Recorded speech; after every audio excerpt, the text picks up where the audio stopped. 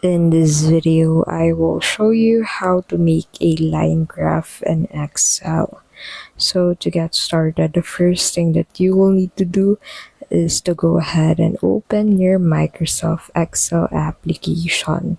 So on Microsoft Excel, simply insert all of the information that you want to turn into line graph to, and then click on the insert button, and then under the insert tab you'll be able to find this column, lines, and other chart formats to choose from. So I'll simply select line and then drag this in the middle of my Excel. So in here you just need to go ahead and click on all of this data.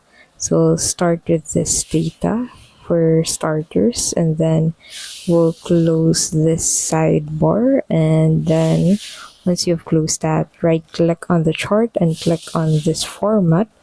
Now in here, go ahead and head over into the data section and click on the data that you have on your Microsoft sheet and click on the check icon beside that source section. After you do that, the line graph would be created based on your available data, and that's basically how you can insert line graph in Excel.